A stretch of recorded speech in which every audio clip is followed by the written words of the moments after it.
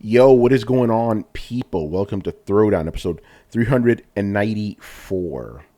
I'm your host, Tony Polanco, and tonight I'm joined by Emilio Lopez. Sup, people? How's it going? Chris Seeley. Hey, what's up, everyone? Carlos Romero. Yo, yo, yo. And Adam Vale. How you doing? All right, man. Adam, welcome to the club, man. So I'm saying, welcome to the club, Steam Deck. Let's fucking go. So it's confirmed. All of the Throwdown, except for me, has a Steam Deck. Yeah, but we can officially say everybody on Throwdown that wanted a Steam Deck has now got it. There we so go. yeah, Steam Deck boys, Steam Still Deck trying to boys. get this thing to You work. already I don't know if know. anybody watching or have tried a Bluetooth keyboard for some reason. I had two of them, and it's not working. I can't get it. It'll see it, but it's just not doesn't pair. Don't know what's up with that. Yeah. Couple things. So Brett will be here later. We don't know what's going on with Brian. He didn't give us a heads up, which is kind of a shame because I kind of wanted his thoughts on the big thing. But we'll vamp a little bit because I want some more people to jump into the room right now. So I have a feeling it's going to be a hot episode. Yo, man. Something happened? Yeah, something may have happened, you know. As hot as Couple some things may have happened. Yeah, as hot as some of the places in this country have been. Maybe that's why Brian's here. It's been fucked up. It's as bad as it's been in the Northeast in America. It's way worse over there in Europe. They're having a heat wave. Super heat wave. Yeah, and they don't even have air Well, conditioners. it's like fires in London right now. Yeah, exactly. Fires. Oh shit. So shout out to the UK fam out there. I hope you guys are all right. Man. If you're able to hear us because it's been bad. Like again, they're not really built for that type of shit. That type of weather. They don't have air conditioners. Yeah, that's like kind of like what happened in Seattle, right? Yeah. Right. Portland or that area. They didn't. Yeah, they had that heat wave, and they're not used to that. Like shit, no one here has ACs. Apartment units. They didn't have central air. I was like, what? That's wild, man. I guess I felt a little privileged. Like this week, I was like, I'm gonna work from home. Fuck this. I haven't left my house in like a week. I've just been in my room because it's been bad. But other people obviously can't do that. So shout out to all of you. Hope you guys are all right out there. Wherever you may be, across the world and in America. Blitz, what's going on, brother? He goes, my sister is living in London and it's pretty shit. Yeah. Half my team at Tom's Guide are UK based and they've been having it rough. One guy, Tom, he actually not the guy who runs the site, but he wrote an article about this, and it's actually our biggest article at the moment. One of them, he put tinfoil all over his windows because they brought the temperature down. Aluminum foil. Got to do what you got to do, right? Go ahead, Carlos. Yeah, like a lot of these places, I was like, you guys talk about culture shock. Like for me, it's like I live in the desert, so I know nothing but AC. So when I heard, like places like the UK and the north, the northwest in the US, it's like we don't have ACs. It's like it was like weird, but man, feel for them, man, because they're not used to this. Yeah, it's wild. So shout out to them, man. But the show must go on, and we got a hell of a topic for you guys, man. This shit is crazy. We're gonna run through the timeline of things. Well, hold on, a couple of shout outs though, man. We got 2DX in the house. My man Jeff. Got Blitz, obviously. Matt Wheaton. Dirty Def Dealer. Haven't seen that name in a bit, man. How you doing, man? Mighty Nerd in the house, as always. Wishing everybody. I like when Mighty Nerd shows up because he's like, hey, how's everybody doing? He cares. He cares, NHL 3552. Right. Shout out to you. Shout out to you. Oh, Brian, thank you. I'm glad you're here. Not only because I want your thoughts on the topic of the moment, but how are you doing over there, man, in the UK? Oh, I'm good. I'm nice and toasty. Just playing with my deck. You haven't had any problems with like the heat and stuff because like I was just telling people, like, you motherfuckers apparently don't have air conditioners over there. I'm African. There you go. There you go. And Brian, as we also said earlier, everybody on Throwdown that wanted a Steam Deck now has one. So this is a momentous occasion, man. And everyone on Throwdown that wanted a chair, got a chair. Oh shit! Yay! There you go. Look at that. Man, you got a gaming chair. You got a gaming chair. Oh, Manny, can't hear you. I got a nice, comfy chair. It's not yellow. I was about to say it ain't yellow. It ain't yellow though. Yeah, I got the what do they call it? The Secret Labs 2002 chair. So it's really comfortable. They did all kinds of new things on it. Like there's a bunch of magnet stuff that are held on by magnets and stuff. Like if you mess up the arm rest, you can easily go to their website and replace that. All the different parts of it can all be switched out. Interesting. Yep, and yeah, it's really good. It's got a magnetic pillow back here, so like in other words, if you want to like lay back or you don't want to have it there, you can just pull it right off and just comes off real easy. So it's all really Cool. really nice. Hey man, You don't realize that you've been sitting in a shitty chair until you sit in a good one. Oh man, Oh, yeah. yeah. That's the truth, man. I was all low and all hunched over. I'm like, man, I'm fine. Then I'm sitting in this. I'm like, oh. So did you test it oh man, somewhere? look How at your did you know? posture right now, man. You standing up, man. I'm sitting up straight and everything. I actually had to move the camera up because the chair actually goes high, stands higher too. So Oh wow.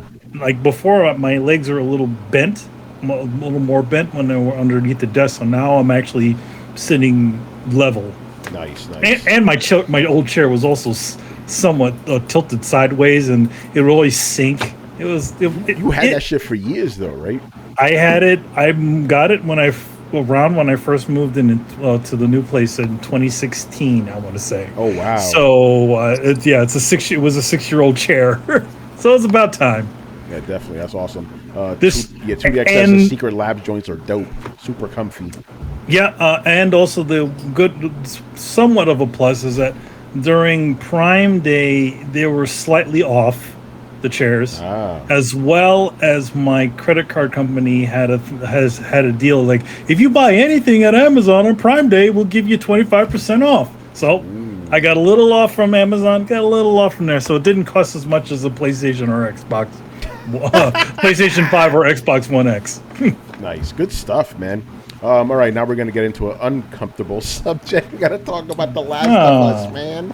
Oh, my goodness right now, man. So, again, I'm going to walk you guys through the timeline, and we'll catch up to the present. This whole last 24 hours have been very hectic on Twitter, So, last night, I saw that people were posting leaked footage, right, of The Last of Us Remake. And the big point of contention was that despite what Naughty Dog had said previously about how the gameplay would be different, the gameplay apparently looked exactly the same. I believe the controller layout was actually put out there too. People were livid, and then the obvious question of $70, is the game worth $70 came up, right? Craziness ensued, went on all day long, and then tonight, Thursday night, Sony posted a video. Last of Us Remake. I'm like, posting Ain't that a coincidence? Ain't that something, And we saw the video. We're going to discuss the video, and at least from my point of view, yeah, there's not really much of a difference other than really nice graphics and some cool like environmental things going on. So go ahead. So chaos ensued. People are still fighting. So what's your take on it? I think it's funny because like I even said this when it was first revealed, it didn't take them too long to make this game. So they have to be using the original game, a lot of the original game to make this to make this remake. I mean, how long did the original Last of Us take? Man, we knew exactly. If they were making this from the ground up, it probably would have taken as long as the original, or possibly longer, to create this game. So what they did is that they did what essentially Sony's sort of been doing with,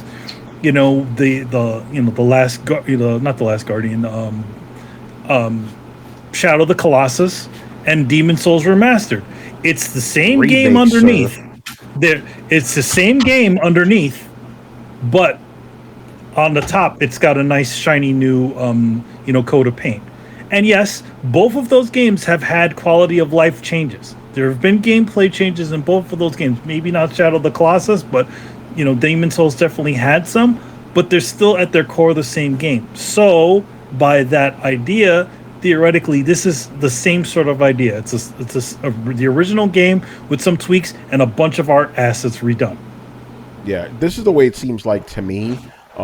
It's pretty much a remaster, or like basically they're using the same tools they had before, They're just using them on PS5. They're pretty much they are reassembling everything, but it's just what they currently already had. Like they even showed the video, like they used the same old motion capture they already had, but obviously you could actually see the actors' faces better and all that. So all the data they're using all exists, but it is remade. So in that sense, they're not wrong. They're not lying, as some people are saying. Like, no, it is a remake in that sense. It's just it's like an album remaster. It's like you got all the original tapes and stuff, right? Then you just put them back together and mix them differently. Yeah, I mean, I would say it's more of a, it's more of an upgrade than a full on remake. You can't really call this a remake.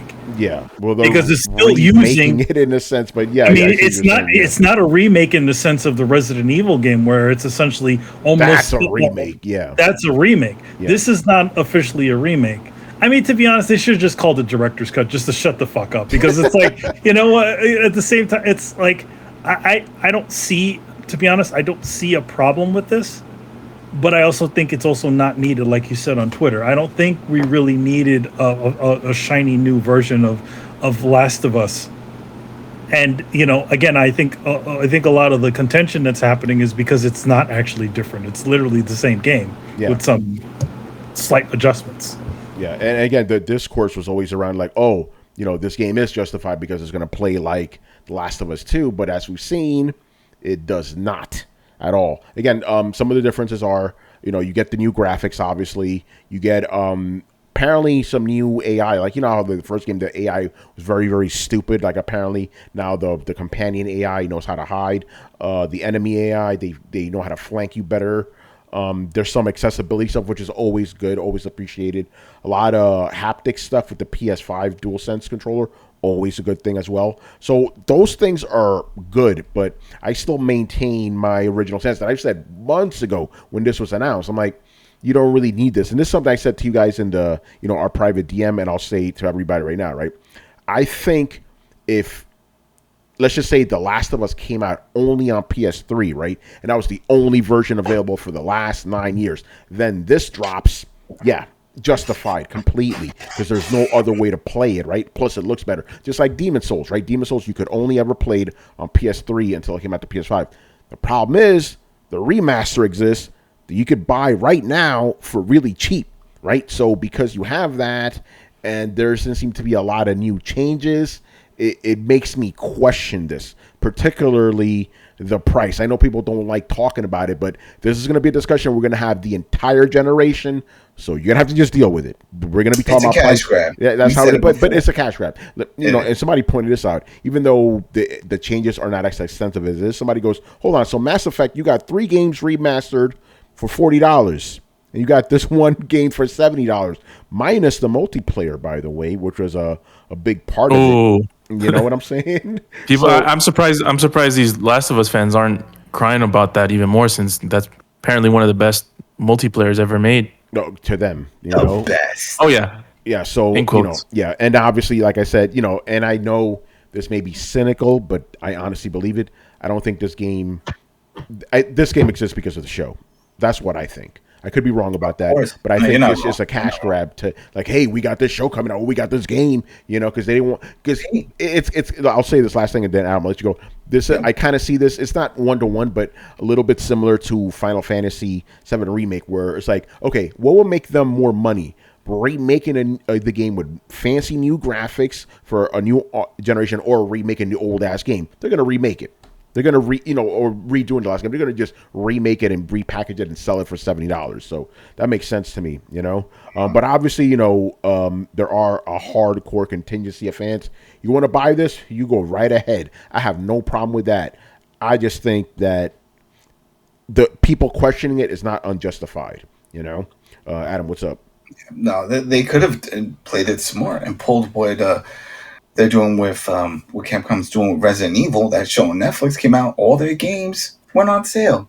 Put it on sale, because then that way people may be interested and be like, oh, okay, this is it. This price is this price, as opposed to try to swindle everybody like, oh, look, we got this new butter version. You should go buy it, $70. Come on now, because you already know that audience has already doubled and sometimes triple dipped, depending on if they went and bought all the other versions, which is the same fucking game.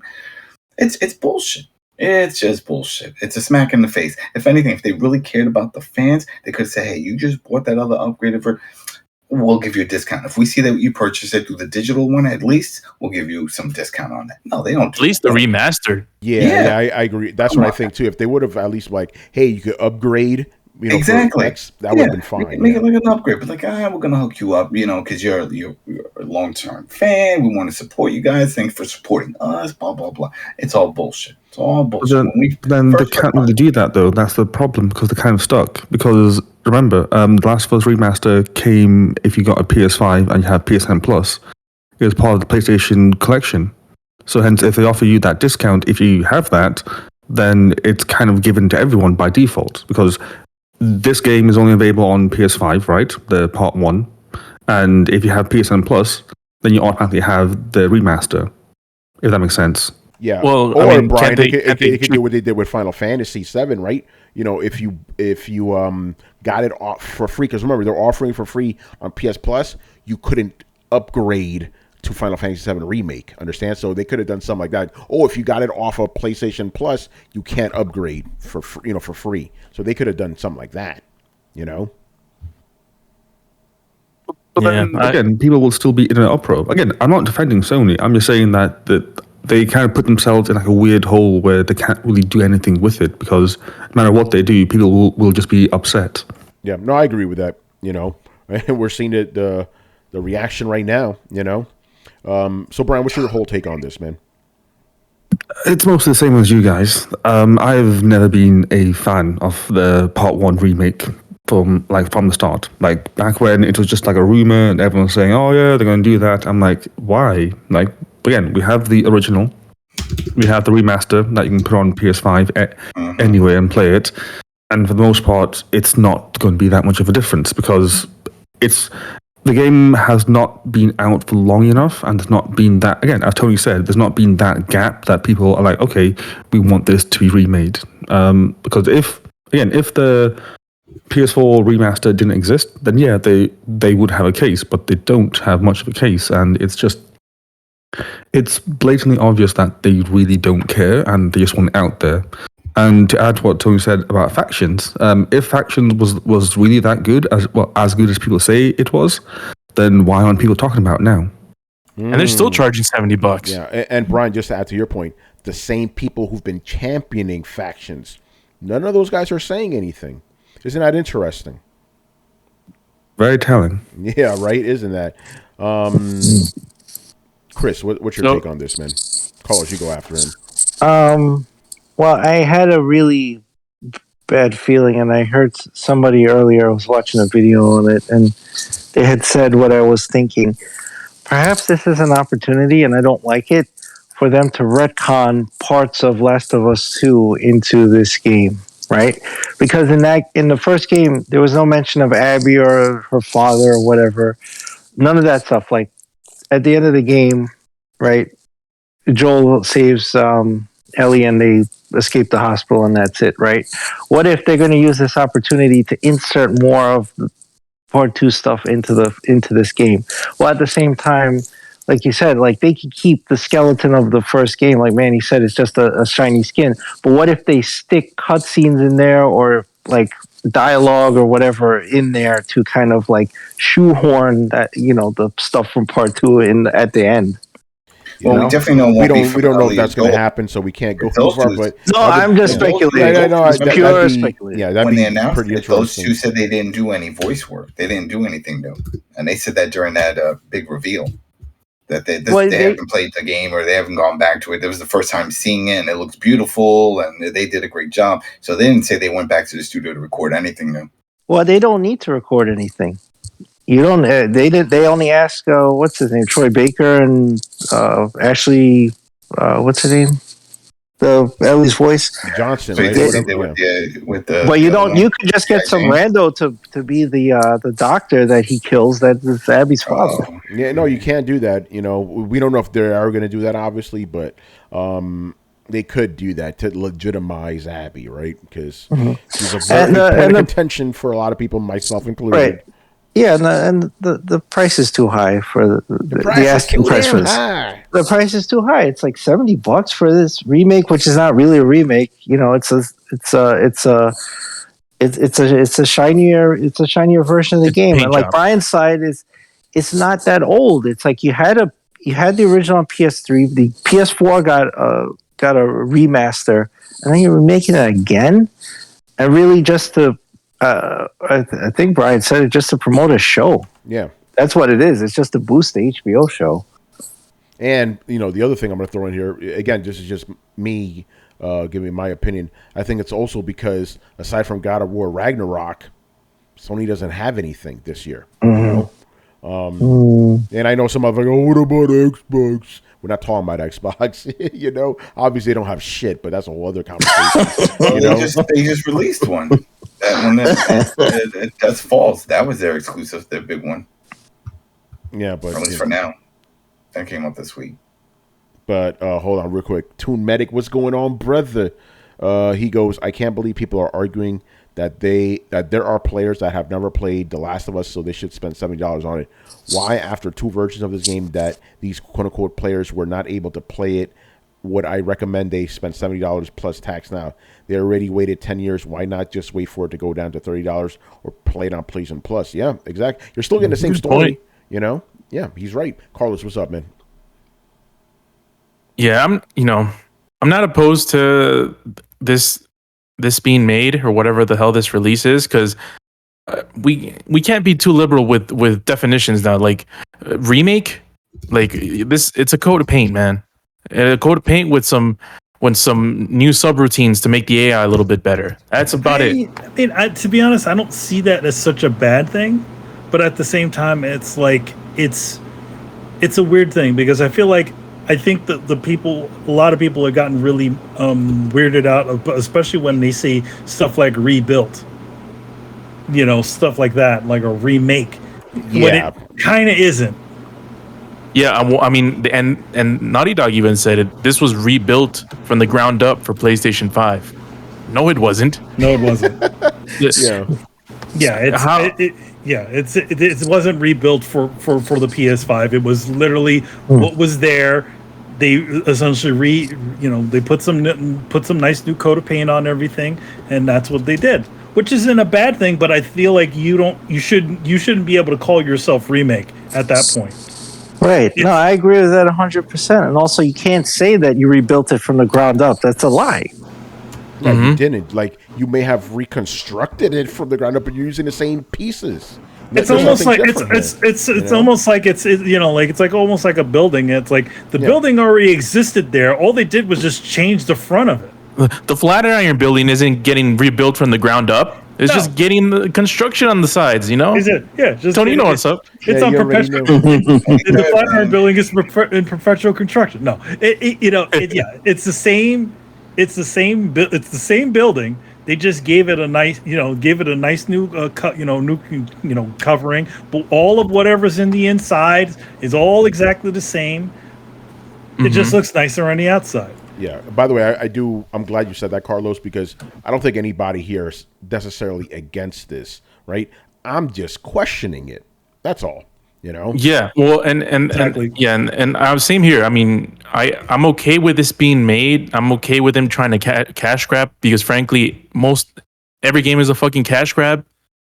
So it's cool if they want to do it, but I still get to voice my opinion on whether I believe this is a $70 game or not, which for me it definitely is not. What they charged $70 for Demon Souls Remaster? Yeah. How is that one justified? It's just because it's so old? I think that's what it is, because the only way you could play it was on PS3, and the game was like really old. You know, it was like 14 years old or something like that, right? Again, The Last of Us, we literally have a version we could play right now. You know, you couldn't say that with Demon Souls. You know. So I think so. I understand where people are coming from, but no, I'm not against it. Again, I just question it, and I can't help but be cynical in my belief that this only exists, or mainly exists, I should say, to tie in with the TV show to promote it. So yeah. It almost reminds me of the Ratchet and Clank thing they did a while ago when they made the movie and they remade Ratchet and Clank 1 in 2 years. Yep. Yeah. So right. It's definitely a cash grab. But I'm hoping that people enjoy it. Whoever's into this, whoever's expecting this. But for those that hype up factions, you guys are looking like hypocrites right now because how are you paying $70 for a almost 10-year-old game and not get one of the key features of the game according to all of the people hyping up factions? You're not getting a complete game from release. We're consistent here on Throwdown. We criticize Halo Infinite since it came out, on a fucking shoestring and no fucking co-op, no forged, hardly a game. And we criticize it for that. And we're talking about a remake, a quote unquote remake that's not really a remake because it's nothing like Resident Evil 3 and 2. They got remade. It's nothing like Final Fantasy 7 remake, which completely changes the whole scene, the whole thing of the game. This is just, it's a facelift. It's a facelift. It's a really well done facelift. And I don't see anything. We should get another definition for this. A director's cut, a rebuild. I don't know, but they used on the Twitter account. They used something I called that I found interesting. Overhaul. An overhaul. That's a good one. Yeah. They called it. They called it an overhaul on that Twitter. The thing with on the one that showed that little documentary that they made. Yeah, they said overhaul. Yeah, let's call it overhaul. Different language than they used before, right? Because before they said rebuilt from the ground up. Now they're saying overhaul. Interesting how that works. And also, if we're gonna criticize Nintendo for having the Nintendo tax, this is definitely a Sony tax. This is a tax for sure. Brett just joined us. What's going on? Ahoy! I don't know if you want my opinions on this shit. No, we do. I think we all kind of said what we need to. So go off, sir. I struggle. I agree that look, everybody's kind of debating whether or not they rebuilt it or they just kind of put on skins and then inevitably Demon Souls comes out into the mix. And they're like, well, they did it with Demon Souls and everybody fucking loved it. Demon Souls was like an old ass game that was not. It was not really holding up well in a genre that was kind of feeling a new peak. So that all made sense. And I'm not saying that people don't want Last of Us. I'm saying it's fine. It's not even an old game. I mean, if you have it on PC and you crank the graphics, can you really tell any fucking difference? And yes, they just used the same models and put on new skins, right? Like, they didn't just turn it up. They rendered a bunch of new stuff. They kind of changed the way Ellie looks so that they, avoid lawsuits and whatnot. So she looks even less like Ellen or Elliot Page? Yeah, exactly. Because, that wasn't a thing that was aging well. So they put the time in there. For the rest of it, they're not doing new mocaps, new skeletons, and new, they're not porting it to a new engine. They're just running it with, a shiny new coating on top of it. And, here's the thing I don't understand about Twitter, Tony, because I've seen some of the shit going on. Them's just the facts. I'm not saying any opinion or anything. That's what this thing is. If you look at it, and if you compare, video of the old one versus the new one, they don't move any different.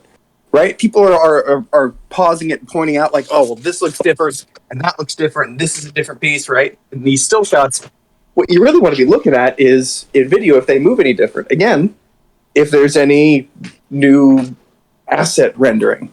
And there isn't. So far, that's all just fact stuff. My opinion comes in when I agree with all of you guys and be like, God damn it, Sony charging $70 for this shit. They are really fucking milking their audience, man. And at this point, I'm just starting to wonder how much PlayStation fans will take, because it just seems to be a lot of dick moves going on. And I'm not saying you can't play your PlayStation games, enjoy the exclusives, and have fun with your friends like I do. Just, I didn't drink the Kool-Aid, and I'm just like, Jesus Christ, you guys seem to just milk every last fucking drop from your fans. And like I said, I'm curious how long this goodwill will last. And I'm actually curious, since I walked in after everybody gave their opinion, like, what's the general consensus? Is like everybody still super happy with Sony, or is this kind of viewed as a universal dick move? No, it's not universal at all. I'll tell you that. You know, like obviously, right here on the panel, this is what we said right literally right before you came in. None of us have a problem with this game existing. We just question its existence. You know what I'm saying? And that $70, none of us agree that's justified at all. You know, and Brett, just to your point, and I said this before, I'll say it again. With Demon Souls, the game had not been available for 14 years. It aged horribly. When you remake it and actually make it available on a new platform, yes, that's justified, right? When you have this game, and I said this before, Brett, I want your take on this specifically. Had The Last of Us Remaster not existed, this would be justified because, okay, we haven't played this for 9 years, and the only way to play it is on PS3, right? But with the remaster, you could play it right now for $10. You know what I'm saying? So had the remaster not come out, then I could be like, okay, you know what? That's fine. We haven't played this game for almost 10 years. That's cool. You know? So what's your take on that? You know, I think there's a place for these games. I think part of the problem with gaming versus movies or literature, things like that, is it doesn't age particularly well, especially in the early days of polygons. Like, people may come back and play these games in 20 years with no problems, but like, we went through a real ugly phase when, you know, gaming was becoming a thing. Even down to the PS3, like, there's some games on there that look a little bit rough. There's some that look amazing. Naughty Dog did a great job, as they always do. By the way, Brett, I think it's a testament to the original Last of Us that it still looks good. Yeah, you know? and that's kind of what makes me think, like, okay, maybe the games now in 20 years will still be palatable. And so maybe it was just an ugly duckling phase that gaming went through, because we all know PlayStation looks rough. PlayStation 2 and 1 look fucking rough, man. Yeah, especially one. That 32-bit generation was just brutal all around, you know? Let me just throw this monkey wrench into the whole thing. Why can't we just give the remastering engine a shot? I mean, it would have done the job for it. Would have remade it for us. Like, come on. No, you're right about that. And again, you know, this new game looks fucking nice. Like, I'm not even going to say it. It looks fucking nice. I'm just saying that we haven't been estranged from this franchise and game for that long for people to miss it and desire that. You know what I'm saying?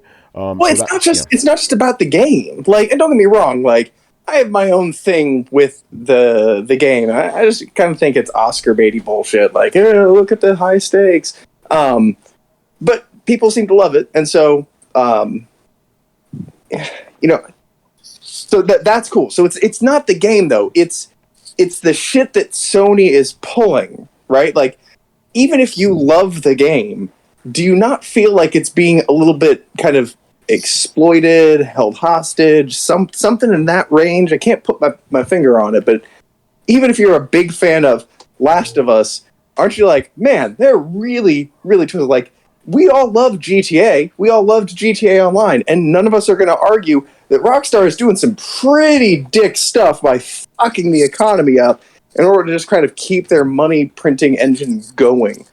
So we can have a problem with that and simultaneously like the game. So I'm very curious why there's a lack of criticism from so many people. I know that there's a whole side that is criticizing the fuck out of us, but even the people who drank the Kool-Aid, how are you defending? Are you just defending it because Sony? Yes. Because, like I said, it's not really about the game. This could be any game that people really like. And to me, I see it as Sony doing this with their fan favorite games, right? Like, they don't give a shit that it's The Last of Us. They give a shit that you give a shit that it's The Last of Us. And so that's the game that they're going to pull this with. If you didn't like Last of Us, they would have done this with something else. And therein lies the problem. Yeah, no, I'm going to just say this now, right?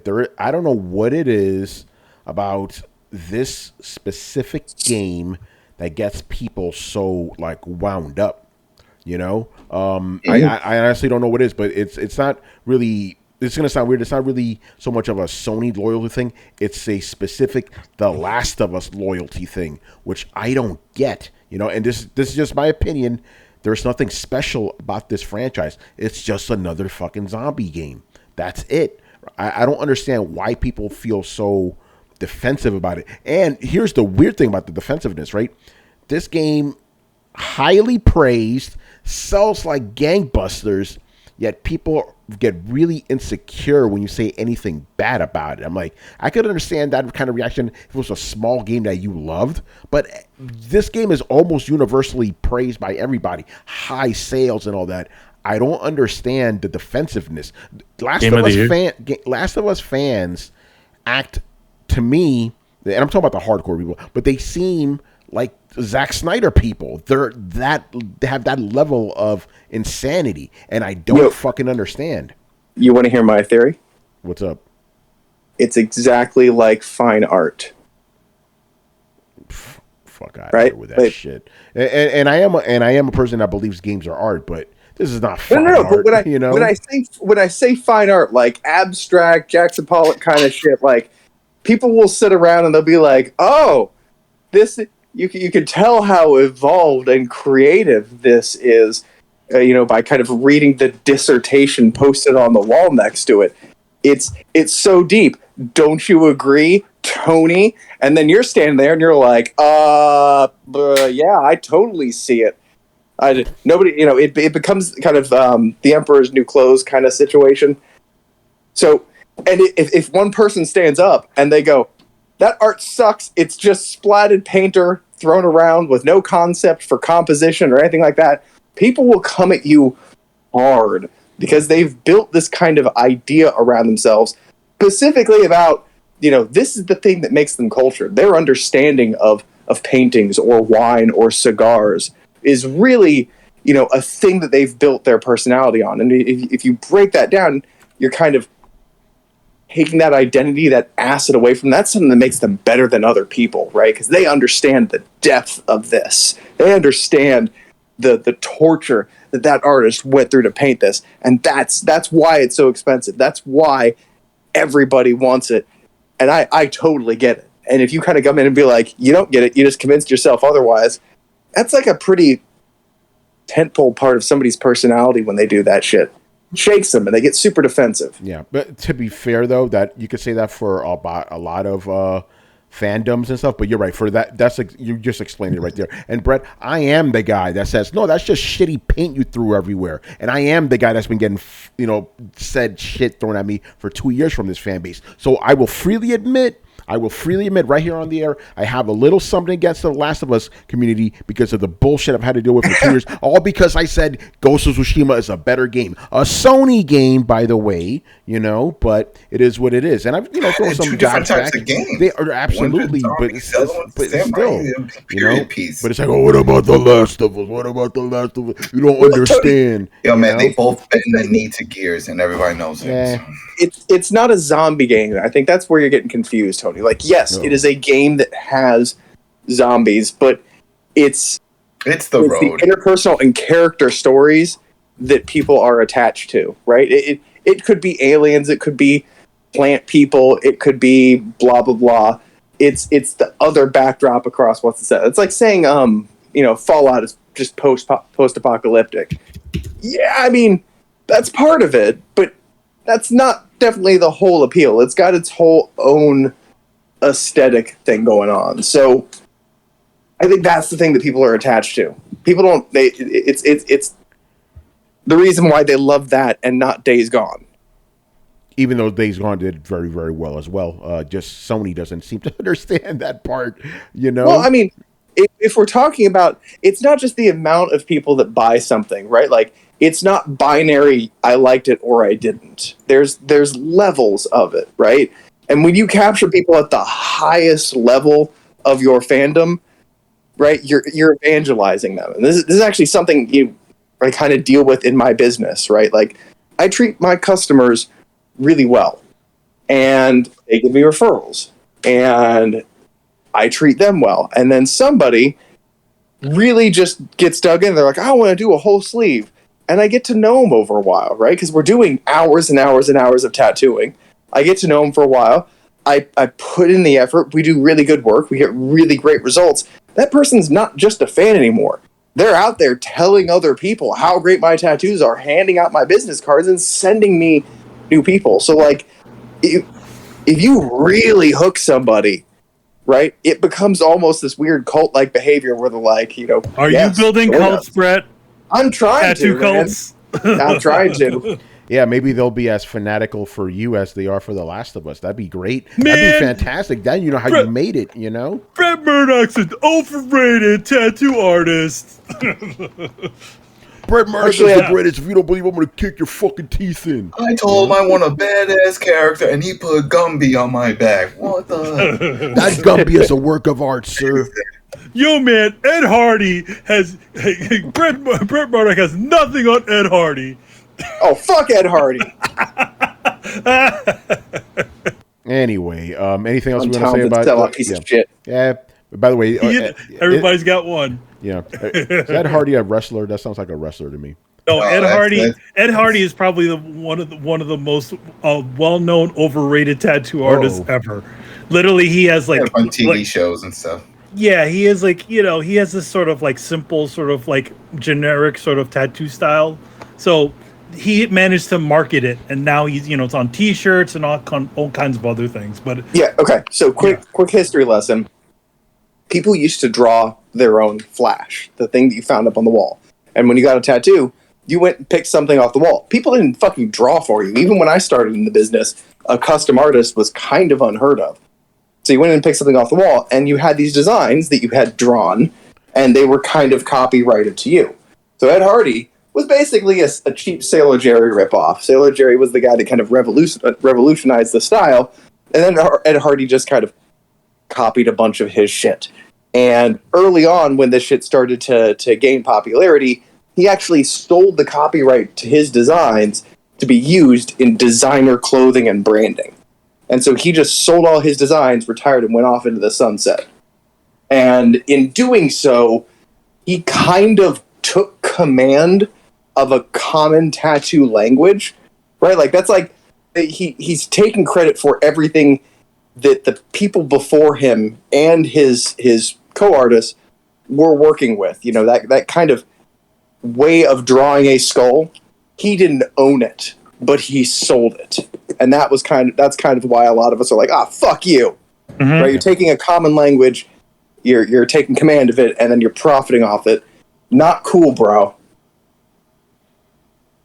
GZDR. So he goes, Tony, if Metallica re-release Hardwired to Self-Destruct in 5.3 audio with surround and sell for $70, would you say it was a waste, or is it something you would want to hear? That's a trash album. No, fuck that. You know, yeah, that's a trash album. Metallica's last good album was the Black Album. It's just been downhill after that. So no, no, fuck those albums, man. They're not good. Even though those albums are good compared to the shit that came after that. You know. I mean, I remember you liking Reload a little better than Load, but that's not saying much. Yeah, that's not saying much, you know. So no, GZR, I would not buy that. Metallica's fucking trash now. Get Megadeth instead. But anyway, any last thoughts on The Last of Us? We'll move on. It's going to be a thing. Can you? Oh God, the fanfare when the third one comes out. Oh yeah. Oh God, Jesus Christ. Yeah.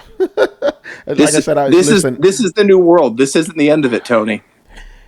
I already said, unless I'm specifically like, we have an emergency, Tony, we need you to review this game, I'm done with this fucking franchise. I'm tired of it. I'm like, listen, I stopped watching the fucking Walking Dead for a reason. I'm tired of this shit, you know? Well, and here's the thing. Somewhere, there's a fucking executive that has it all planned out. They're like, so we release 1, then we release 2, then we release an updated 1, then we release a renovated 1, and then we release an updated 2, and then we release a 3, and then we release a 1 and 2 package with new graphics to precurse the 3. Looking forward to Last of Us 2 we sell remake. A 1, 2, 3 package. Yeah. Oh, yeah. I wouldn't be surprised. But see, So who said that in the chat? Remake Infamous 1 and 2. Let's fucking go. Oh, dude, I paid right? $70 for that shit. You know, that's what I'm saying. I don't want to pay $70 for any game. I don't like the fact that this shit is just getting more expensive. We've already paid our taxes and season passes and bullshit and microtransactions. Yeah, no, I feel you, but I'm just saying I would pay $70 for that. You know, other than The Last of Us again. No, I don't get me wrong. I would too. I would just bitch about it while doing it. Yeah. Well, Adam, what's up? What are you getting? Look what I just so happen to have still sealed. Oh shit! Infamous 2. There you go. So no, I will not be spending $70. You still got the PS3 plugged in though, man. Don't worry, Adam. Don't worry. I don't need those games my PS3 is up on this. I was about to say it's going to come to Steam Deck eventually. You know, it's already there, man. Oh, excuse me. All right, man. Let us move on. A couple stories again. This is probably the biggest thing that happened this week. This week was kind of meh. You know. Okay, I never thought I'd be saying this in my life, but shout out to Mojang. Shout out to Mojang, the Minecraft people. They put out a press release, you know, talking about their involvement with NFTs, and it said, "Fuck that, no NFTs for Minecraft." Good on you. Who's asking for them? That's the thing, though. Who? No, because every company thinks they want to do this shit. No, I get that, but where's this audience that they're? No, there is no carrying? audience. That's the thing. I don't hear it. Yeah, you don't see posts of like, "Damn, I can't wait. When are they gonna make one? I can't." Yeah, no. It's all speculative bullshit. Yeah. Here's the thing. Minecraft was a community that was prime for NFT exploitation. I mean, just the way that they do skins and everything like that's one of those Roblox situations where I'm like, yeah, I mean, it's a cool game, build a little house, stay away from zombies, but like, I don't understand the ferocious love people have for this game and the hours and hours and hours. I think it might just be a virtual meeting place kind of thing. But my point is, with skins and assets and shit like that, and multiplayer server worlds and blah blah blah blah blah, that would have been just a terrible place to release NFTs upon the world. Yeah, and it's funny you say that because the developers literally said, like, no, we don't want to exploit our players. They said that, you know? Yeah, I mean, that's awesome. Yeah, is Notch still at the helm of that shit, or did he sell it completely? He sold it. Yeah. I didn't know if he was like on the board of directors or whatever. No, he's gone. You know, and they vilified him afterwards. You know, that motherfucker just got so much money he stopped caring what he said and anybody thought. Yeah, just rode off in the sunset with his fingers up. So yeah, shout out to them. And Brett, I'm kind of with you on the whole. No, here's the thing with Minecraft, right? It's for kids. Kids love that shit. You know, it's like, you know how when we grew up we liked Legos. It's the same thing, just digitally for the new generation. You know? Yeah, where you can do it and hang out with your friends. Like that was the thing. I remember, like in high school when Halo came out. Right, we played a lot of Halo just to like all get in a room and talk to each other. Halo was the secondary activity, right? Yeah, and there's still games like that today, you know. Yeah, no, there's always going to be games like that. We don't do that anymore because we're adults with jobs and our souls have been crushed. But we don't. Well, even so, actually, we do. It's turned into a podcast. That's right. I was just about to say that. That's what we do right now. You know. So yeah, good. I don't know if anybody has anything to say about this, but good on them. Well, I mean, you know, I mean, to be honest, like I would have said, like, granted, you know, like I feel like Notch, if he was still involved with them, he probably would have said fuck that shit too. Yeah, that's true. Because I feel like in general, as far as the, you know, what is in general, he was always sort of been the guy that says fuck you to the main thing. Right. Yeah, he was not an establishment fan. Yeah. I don't even know him that well, so I can't comment. I just remember they showed that tour of his house, and he had a candy room, like the wall. I heard had all the candy dispensers. You can the nutty thing about Notch is you can actually see his house from L.A. It's literally sitting on the top of this fucking mountain. Oh wow. Yeah, like you, like I remember somebody pointed it out. They're like, oh yeah, Notch lives literally right there. Wow. Dude has more money than God. Yeah, I mean, he doesn't need. He doesn't. I mean, here's the thing: it's like he felt I'm sure he felt like he couldn't top Minecraft, so he just said, "You know what? I'm out." and I'm just gonna do whatever the hell I want. Well, he didn't. Minecraft was like it wasn't even a remake of a game that he kind of put a facelift on. Nope. So He it's did like- one. He did a one, and he was done. But I mean, he was working on a new game, like a follow-up sort of game. But I think he just realized he couldn't do any better, and just Yeah, you know yeah. what? I'm He, done. he would drag his reputation around. Like he's one of those kind of things where he retired at the right time. He would have just soured his reputation by a series of failures, like Cliff Blazinski. Oh man! By the way, and it's funny how this news comes out, and then Square Enix announces a new Cloud Strife figure that also includes an NFT. Oh my god! You know, so they're still trying to get in there. Remember how they literally started the year? You know, oh, we got exciting news. Got NFTs coming for you. You know, hey, at least you get a figure. That's something. You know, it's an actual figure. But yeah, pretty interesting stuff. So next thing we have here. Discord comes to Xbox. It's coming for you.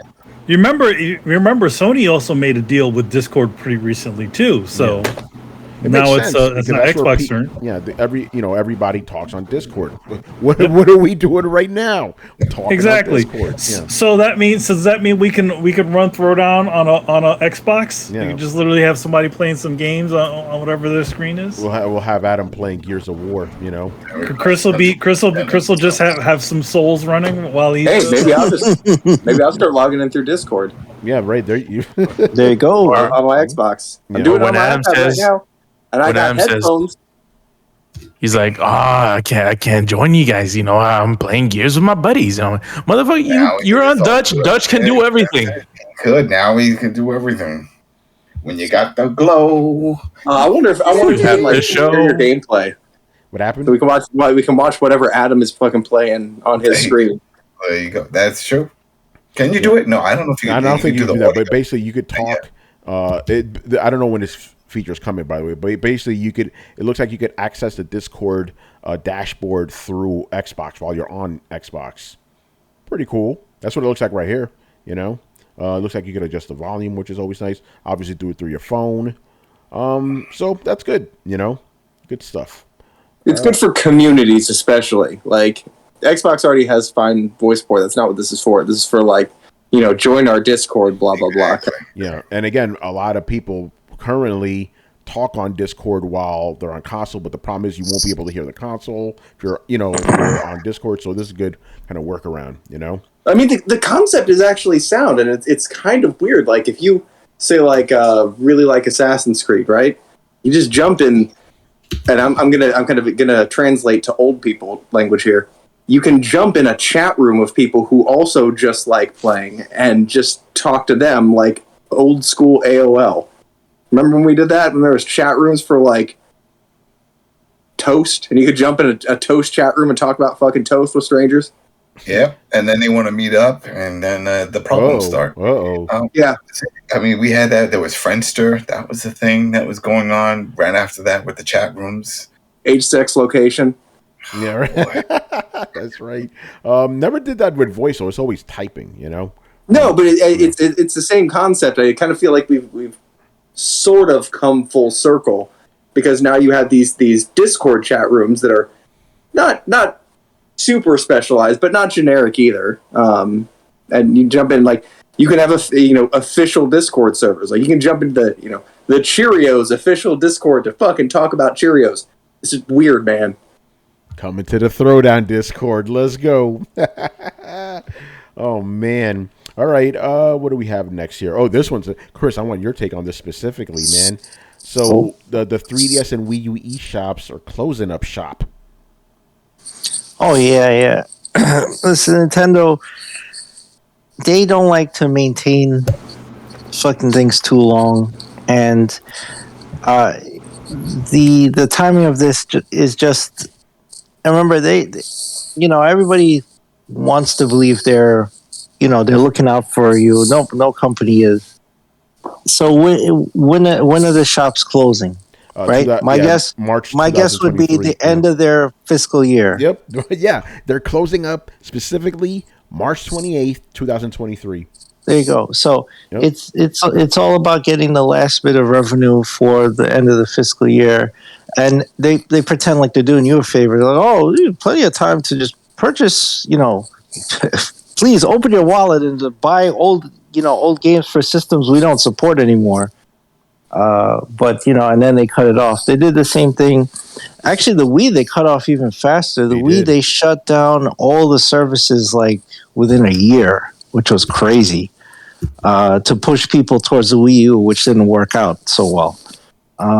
This time now they've had the Switch, going pretty good, and they're like, all right, we see lack of interest. I'm sure nobody's using the Wii U eShop. Let's be real. Yeah. And the 3DS is probably loyalists on there, but they're not making. They probably have purchased everything they want to purchase, so it makes sense to depreciate those shops, but at the same time, there's always exclusives that you lose. The Wii had exclusive stuff on their shop that is lost forever. They'll never bring it back.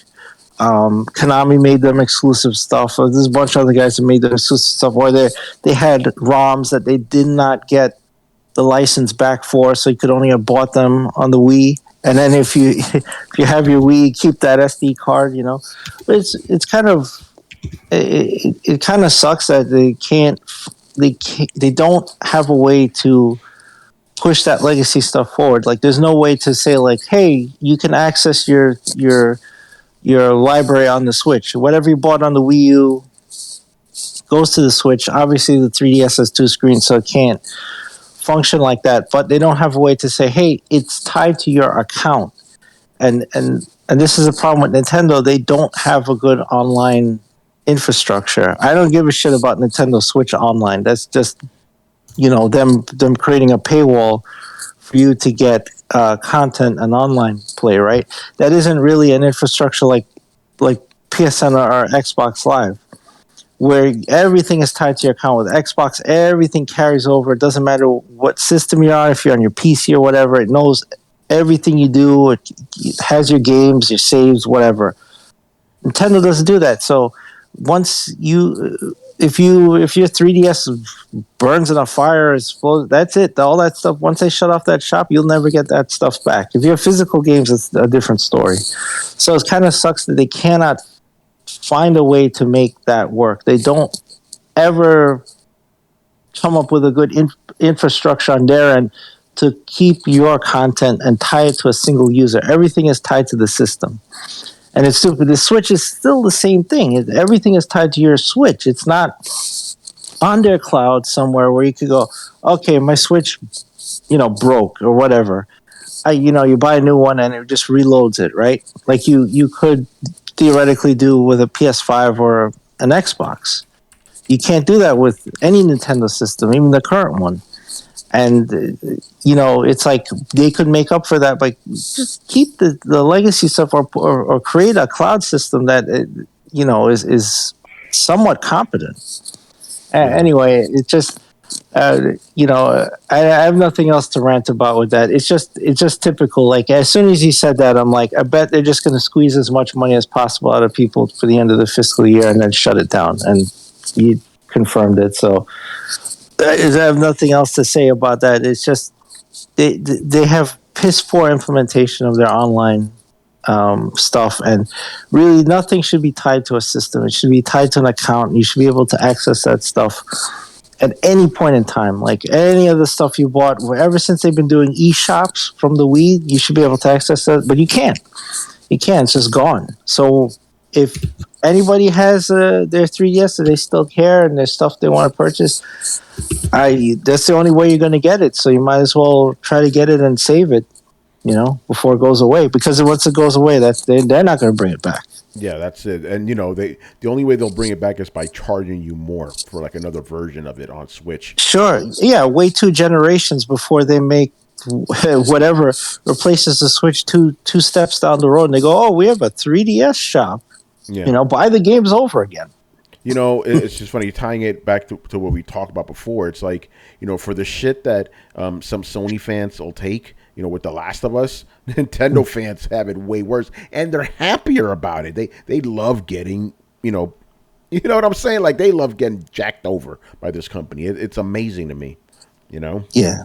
And again, if you look at the history of Nintendo, these guys haven't changed their practices at all. They've been the same since the beginning. At least when they got into video games. Obviously, they've been around for like over 100 years. But yeah, this company's just scum. It's just brutal. So not surprised. Just a scum compared to crust. Just a scum compared to crust. Oh man. All right, moving on here. Oh, Adam, I got a pair of stories for you, man. Your favorite company, Ubisoft. Oh no, Ubisoft. Yeah, Ubisoft.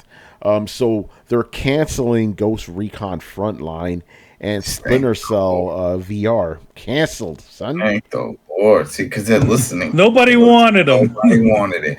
And then even that, they changed the name. It wasn't even going to be called Ghost Recon anymore. They were going to give it something else, and because remember it was Tom Clancy's Ghost Recon and this bullshit, and nobody wanted it. It was horrible, and it's sad because they unveiled it during the anniversary for the Tom Clancy series and all that. Oh man, it was like their big reveal at the end, and it was like, oh yeah, free to play, and you're gonna run around and you get to steal stuff, and then you got helicopters, and then it's PvP, and it's like I was watching it live, and I was just seeing all the thumbs down popping up. This ain't gonna work. This ain't gonna work. Yeah. And so I'm not surprised. Yeah. I'm not surprised. And then the VR thing. This again, when people are like, "Oh, I'm gonna go get the VR. It's gonna take off." I mean, the numbers aren't there right now. They're not there, and they saw that financially. It's just not there. For the money they're gonna put into it, I don't know how ambitious they want to get with that one, but it just makes sense if they want to start cutting back because they're not making all the money from all their live service games. These are the ones you cut. Yeah. No, and this goes back to something we talked about on Sunday, the question show. Somebody asked us, like, how long does it take how long can a company take to jump on a fad, right? This is obviously trying to jump on the Battle Royale fad, but it's like, the field's kind of full right now. I think maybe Apex Legends is probably the one that jumped on it like perfectly fine. Like, oh shit, this is popping, get on it now. But that's the thing, and I could imagine just being in the boardroom when they were discussing it, and like, can we jump on that? Well, yeah, we'll just slap on one of our IP names on it. It's established, name, and people to jump into it. No, it didn't work. You can't do that. So that shit is crazy. And Splinter Cell VR, good. No, we don't. That's not what we want. You want some real fucking... Can you believe it's almost going to be 10 years since we had a Splinter Cell game? This is absolutely insane, I don't... why even make a VR game? Just make a proper one. What's the problem? Yeah, what's the holdup? Clearly, they know people want it, or else they wouldn't be making the damn VR version. Yeah. So, there you go. That got canceled. Then other Ubisoft things, they're delaying the Avatar game. Which is hilarious considering how the movies have been delayed forever. Are they making Avatar's games 1, 2, 3, 4, and 5 simultaneously too? But that's the question now, is because it's the same studio behind The Division that was doing that one, but they were split between that and the Star Wars. So maybe that's the reason why maybe the Star Wars one needed more help, and they're like, we need more hands, and maybe the window is closer to being finished for that one. So they're like, all right, all hands on deck. That project has to wait, because I know that's what they kept talking about. They split them to work on those two games, and then the people making Division 2 content are all the older teams that worked on like maps and other departments and PvP modes, and that's what they're focusing on. So maybe that was it. They just, because they didn't delay the Star Wars one, right? Just the Avatar. No, just the Avatar game, yeah. And Carlos, it would technically be Avatar 2, 3, or 4, because they released Avatar 1, the game, years ago when the movie. Remember, you had James Cameron come out on the Ubisoft stage, talk about it for 20 minutes. Oh, how could I forget? Yeah, talk about the movie for 20 minutes. By the way, not even the game. He put everyone to sleep that conference. So yeah. So who knows? But yeah, Adam, it's a good theory. We don't know, but it's a good theory. Also, and Adam, it's another one I threw in here for you. So the studio that made Tony Hawk games, they're now called Blizzard Albany, but they were previously Vicarious Visions. They're unionizing. I'm like, that's something that's kind of unheard of for. And where are they now? They're still based in Albany. Oh, in Albany. Okay. I visited them too because they also did the Skylanders game. I visited him like like 8 years ago. Up in Albany. Albany's a different place, man. I'll tell you that. But it is. That's the capital, man. That's the capital. I went up there to protest when I was in school because they were raising up fucking. What I found funny, every time I took a cab over there, it was all motherfuckers from the Bronx. Like, it's better up here. It's cheaper. Yeah, go up there, Binghamton, all those areas up there. I still remember That's crazy. The first guy that picked me up, he looks at me like, "Yo, you Hispanic, right?" I was like, "Oh," I'm like, "Oh, that's a good guess." Like, no, I'm not guessing. Look at your skin color, man. You ain't pink enough. Yeah. But aren't they they're doing Call of Duty stuff? Are they doing Vicarious Visions? Yeah, because that was the whole thing that they got taken off the project for the game. Oh, I don't know about that, but what's up with them? Yeah, I honestly don't know, but I just want to, because we've talked about, gaming unions and stuff for a long time, obviously with developers and all that. So I just want to get you guys' thoughts on this. I could definitely fly. I mean, East Coast, there's so many unions. I was part of a union for over 10 years. I mean, almost everything has a union. Supermarkets have unions, and you name it. Gaming never had it, but you can speak to this. There's a lot of industries that do not have it, and it's a lot of the reason why they don't want it is because they get more people out of people when they're not under when they're not under like those sorts of contracts. There's no mandatory. There's no checks and balances saying you can only work that. That's part of the reason why most of the tech industry doesn't have any Unions. any unions. Same with a lot of those special effects companies. Effects artists, they don't have unions because they want to get the most out of people. So you put everybody on salary and you put in mandatory overtime or crunch time or whatever the hell you want to call it. Yeah, and then when the project's over, you fire half the team or let them go. Yeah, and then you let go most of the team and keep all the leads or keep most of the leads. Yeah. So this is kind of a person. I'm wondering if it's going to set a trend. I think this is possibly the best way they can do it. The best time for them to do this. Yeah. Especially with the whole Microsoft thing happening, with the acquisition happening. Yeah, Activision, because they're trying to unionize, and Microsoft said they will allow it. Yeah, see, there you go. They probably wouldn't have been able to get away with this if Kotick and all those guys were all still on the mains. Yeah, that's right. Yeah. Well, so, I'm curious to know how they will allow. Like, are they saying, "Oh, we'll allow it"? Before the merger, because Microsoft employees aren't unionized. At least the ones the tech people that I know. Yeah, that goes back to what we said. The tech industry, that's not really common. Yeah, Chris and Adam and I aren't unionized. No, we're tech guys.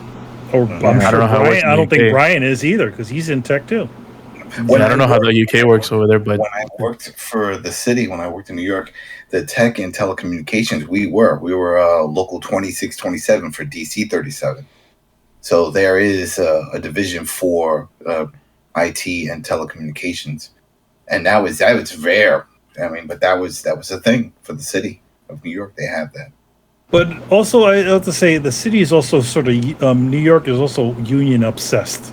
There are a lot of fucking unions in New York. That's what I'm saying. There's a lot of them. So it's almost it could be to the point. It's in a lot of cases to the point where it's absurd. Now you can't have this because the unions, like simple things get locked behind unions. So I can understand why New York would have a tech, at least a public tech unit, but a union. But I don't. But the rest of the industry has to sort of follow suit. But it's hard to do that because especially, I'll pull up the animation industry. The animation industry does have a union, and they did go on strike, and when because they wanted more money. But the industry just said, all right, fuck that. We're going to go to China. We're going to go to Korea. Excuse me, not China. We're going to go to Korea and Japan.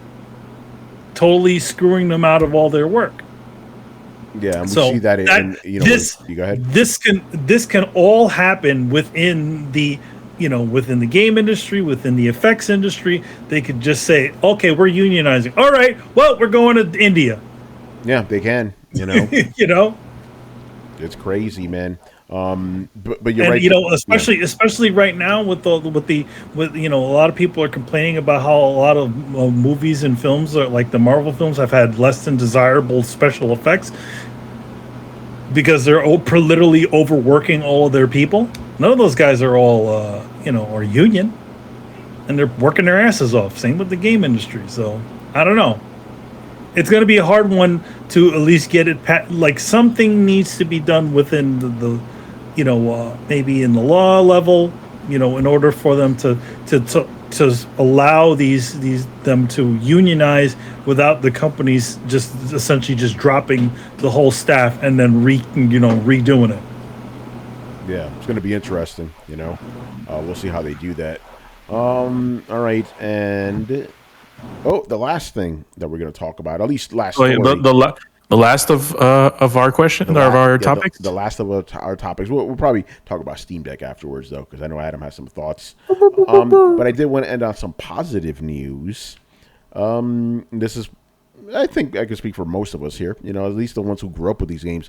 Cowabunga Collection has a release date, people. Right. Yes, it does. Yeah. New York Comic Con. August 30th. Coming August 30th. Comic-Con. So is that when it's happening, Manny? Comic-Con? No, it's it got announced at Comic-Con. Oh, San Diego. Yeah. San Diego, which is happening this weekend, by the way. Okay. Oh, I mean, I knew that, but I didn't know this was announced. That's awesome. But yeah, but I'm like, because we've been enjoying Shredder's Revenge. Obviously, I play that on my Steam Decks, so it'll be cool. Yeah, so it'll be cool to get this. I think I want it on PC.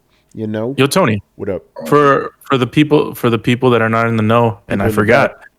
What's included in the Cowabunga Collection? Everything. Every single iteration of every single Ninja Turtles game that Konami made is on there. At least of the classic Turtles. Yep. Yeah, all the Nintendo ones, the Sega ones, arcade. Yeah, they're all on there because they were tied up with legal shit for years. But now is this going to be $70 too? I don't think so.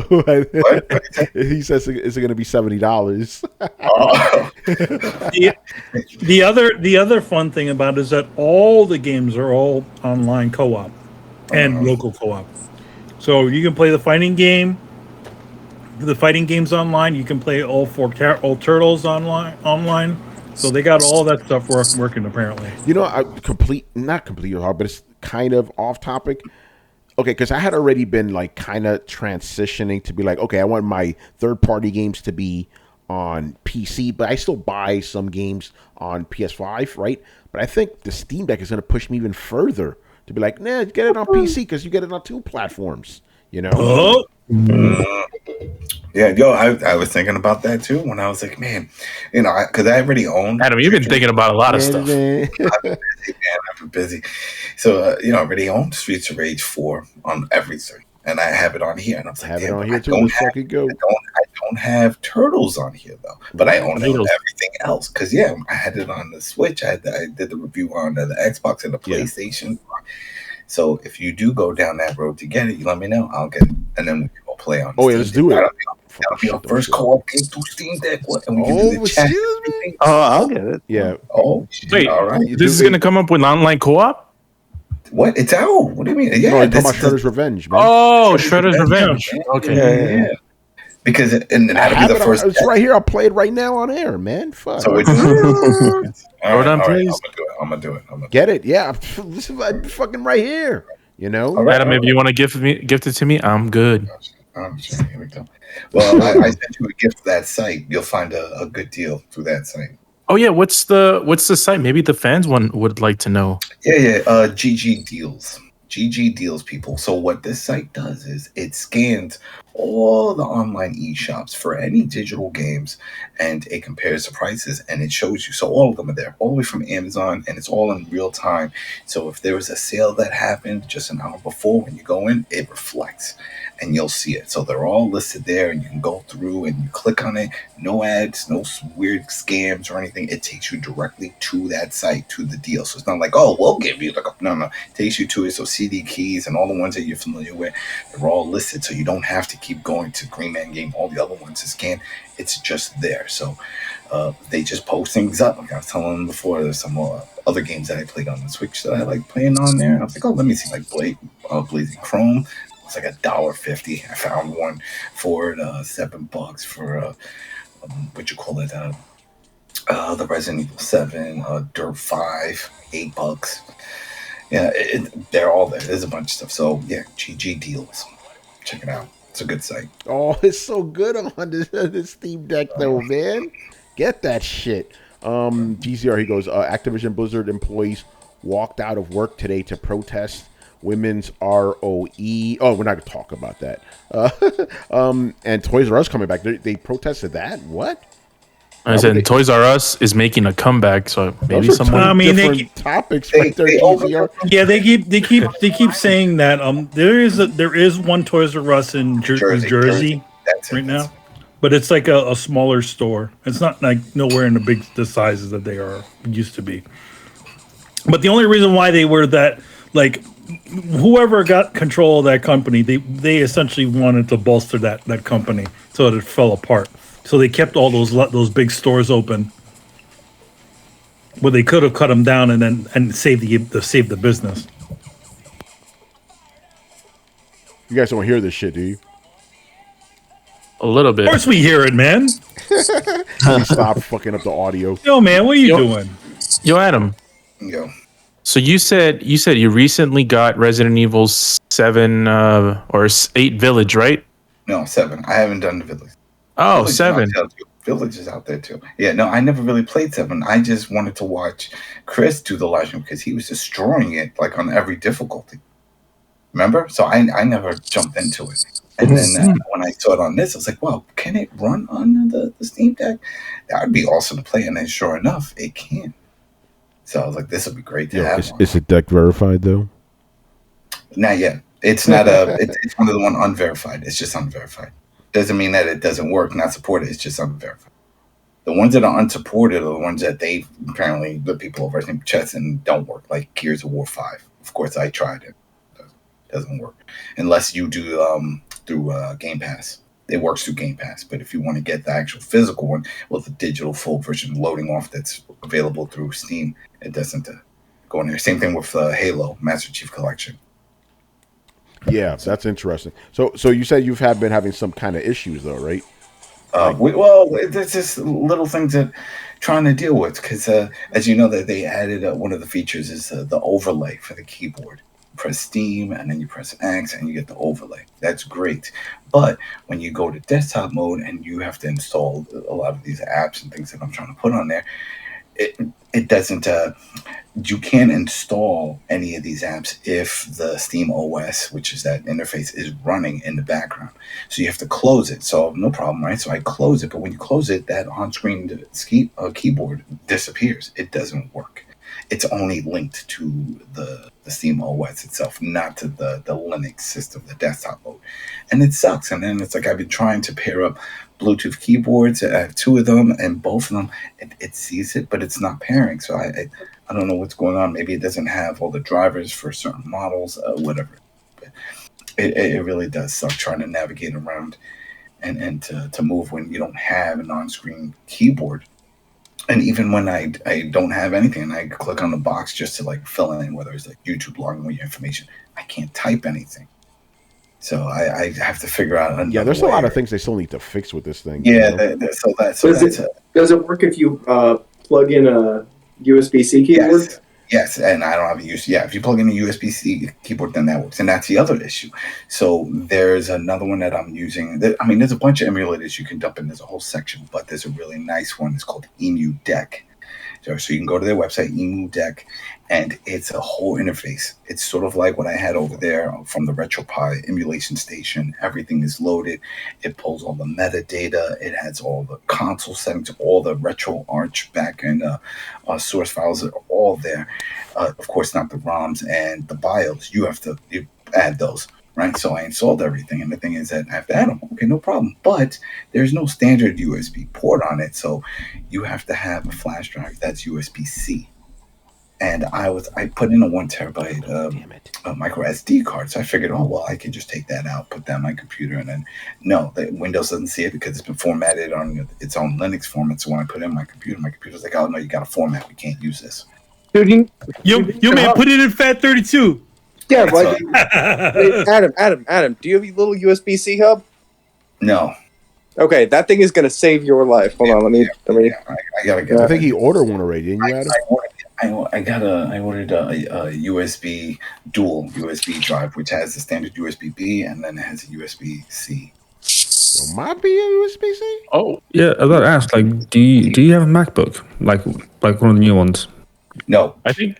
Okay, that's probably why. Yeah, because if you have one of the new MacBooks, then you probably have like a USB-C hub that Brett has. So yeah, those things are a lifesaver. Yeah. Yep. See, so then that's what I have to figure out. So that was one of those. Adam, you're the one supposed to help us out, man. What's going on here? No. I'm helping. Man, you. he doesn't. You know, the shit that you need to get if you plan on. Hey, I can help. God damn it! So Adam doesn't know everything, man. You know, there's some holes in his knowledge. that's it. Adam, Well, you hear this shit, man? You hear what That's he's not what I saying? paid for. You know, that's why I went through all this stuff. That's why I started digging in to find all these other, just like the same thing with the launchers. For Origin, there's another one called Heroic, so you can find that one, Heroic Games. That's in the Explore section. That's a better way of launching Epic Games and Origins as opposed to doing the launchers, because you could go and just download the launchers and then right click, go to properties, set it for Proton, beta, and try to run it through there. But there's a lot of hiccups. It doesn't always work. The interface is sluggish. Tried that, delete it. But this Heroic one lets you log into it and it runs in the background and it seems to work solid. So I'm going to keep messing with that one. But when it comes to the emulation, that's the big deal, because I want to get all the ones that I had on this thing working on my deck. But it's like the simple thing of a non-screen keyboard. Should be a no-brainer. That should be right off the bat. Like I even went into the settings and it doesn't even have anything listed for. Yeah, that on-screen keyboard is really bad on this. On this yeah. This is upsetting. And then, it's not that responsive with the mouse. You could move and then you press in. You could press in or you can do right trigger. But then that sometimes doesn't work depending on, for some reason, whatever page I'm on or the browser. I don't know. But then that's the other issue. You can't install anything unless you close the OS, the gaming, the Steam OS thing. So whenever I was running things, I noticed it would just lock up. And then sure enough, it would always be a disclaimer on any of these sensitive websites. You got to close it because it just blocks it. Something's going on. It's a bug. So I close it, and sure enough, that's when everything starts installing. It could be simple things like stuff from the Discovery section, like the Microsoft Edge browser. So then that way I can do Game Pass. And that's a whole other thing. You can do it. And it'll work, and you can do all the settings, and you can boost it. But there is a lot going on to make this thing to work. There's a lot of commands that you have to open up the command console. You got to type in stuff, and would be no brainer, right? Oh, I type some stuff. Yeah, but that's when you have a keyboard. When you don't, and you're trying to figure this out, or if you do try to get the little keys running, you can't really type. It's a pain. I may have to just get a USB-C keyboard or go with the hub or something, because I thought I was going to be fine. I have it over here. I have this one. This one works. Yeah, but I guess you got to directly connect to it. Yeah, and this is a Bluetooth. This works fine with my phone and other things. I paired it up so it's not broken, and it sees it. It's just not connecting. It's just not pairing. It's just spinning and spinning and spinning, and then this is spinning and spinning. They're like, I don't see you. Forget it. Shit. By the way, 2DX says he's never messed with USB hubs until he got a deck, and I didn't realize what I was missing. Super efficient. Oh, yeah. Yeah. I may have to, quote unquote, borrow one from work. Yeah. So, you know. So Brett, send me a link to the one that you got, so that way I know I'm at least investing in one that I know works, because I'm sure there's a shitload of them. Yeah, I'll be good. I think. Yeah, you got it. Yeah, cool, man. I think we might be done, man. Good show. Another lot of craziness. At least something happened this week, because gaming's been dry as fuck lately. You know. Do we have anything to plug around here? I mean, Stray came out. That was the thing that happened. Oh yes. Oh yeah. It's like did anybody buy that game by any way? No, I'm going to. There's a guy one of the guys that writes for over at the Coalition sent me a message. Anyone covering this? Because I need to cover this. And I was like, I mean, we could read. No, I already bought it. I need to cover it. This has to be talked about. Okay, I have no idea. All I know is that there's a cat, and it's a cat game. It's Cat the game. Yeah. It's a cat simulator. Although Kotaku was kind of upset that it wasn't exactly a simulator. Like, why is there combat in this game? Come on, Kotaku. You know, no, it still needs to function as a game. Yeah, like what they described, like that's not a game. That's not a game that like it needs to follow a certain structure, right? But yeah, we could talk about Stray a little bit, even though we haven't. Has anybody played this game here? No, I mean, like I said, I was planning to get it. It's only a 4-hour game. But yeah, no, it blew up. But I'm not surprised. Everybody loves cats and shit. So, and it seems I'm not a cat person, but it seems like they got the animations down, the behaviors down pretty well. And one thing I really like, fucking enterprising as hell, right? A Twitter account went up called Cats Watching Stray. It's the greatest thing ever. It's just people posting themselves playing a game while their cats are looking at the screen. It's simple, but it's beautiful in its simplicity, So no, it's good to see people enjoying this game, because obviously you see typically things like The Last of Us. That's how the gaming community typically is. So it's nice to see people just doing something that's nice with their pets. Yeah. Also, and something very cool because of this, people are actually now adopting more cats and stuff. And there have been streams going on, have charities. So, because of this game, which is nice, The creators of the game are also giving proceeds to, for, cats and stuff like that as well. So good stuff. It's something I want to play. It looked interesting to me. I saw the Digital Foundry DLE that they did, the tech review. Apparently, they got ray tracing. Actually, it doesn't. Oh. It doesn't. It actually doesn't. They said pretty much all versions, with the exception, the PlayStation 4 and the PlayStation Pro, they both run at 1080. It doesn't get any sort of bump. But it runs smooth on the 4, runs smooth on the Pro, and it runs smooth on the 5. And the 5 is running it at full 4K, by the way. Oh, nice. So there you go. So Manny, you get the cat game? Yeah, I'll get Cat the game.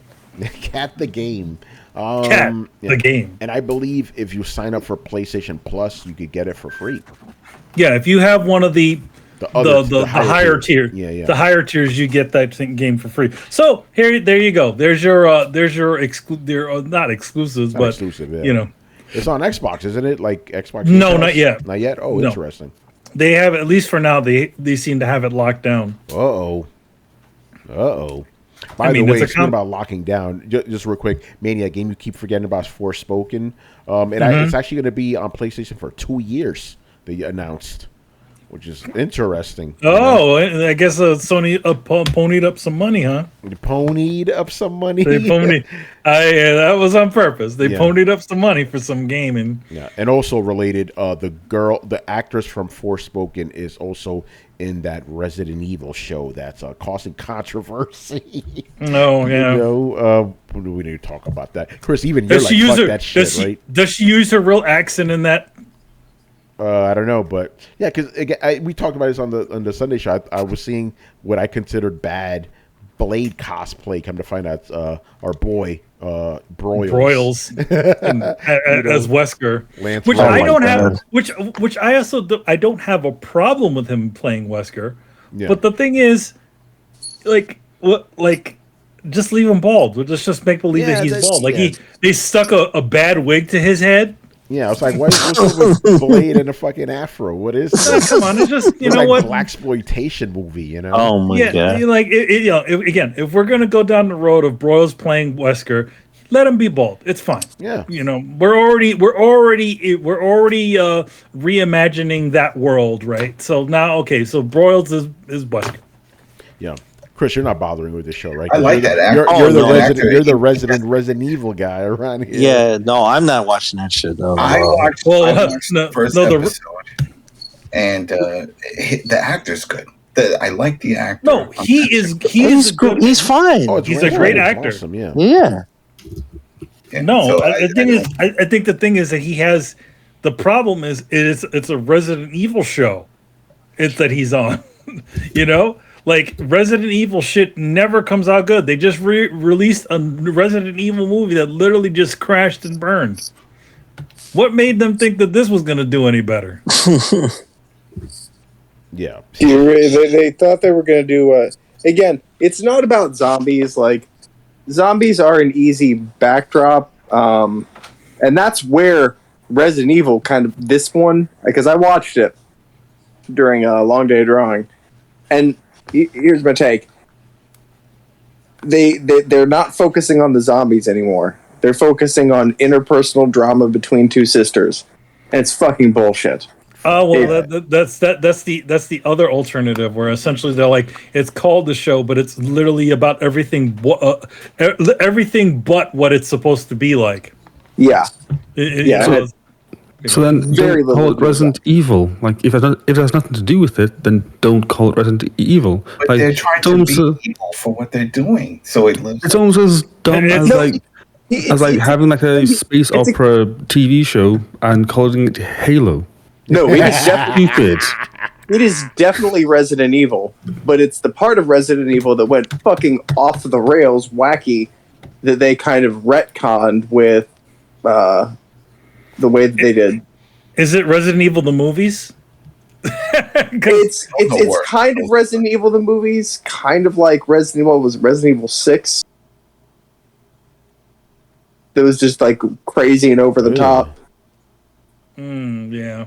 Yeah, it's that part of Resident Evil, the part that none of us are really fan. That we're like, okay, basically it's the branch that started with there's the T virus, cool, that makes zombies, and it does other stuff, like what? Like it makes Nemesis and liquors, and now we're gonna take it and we're gonna use it to like do all kinds of other stuff that make no fucking sense that a virus wouldn't be able to do.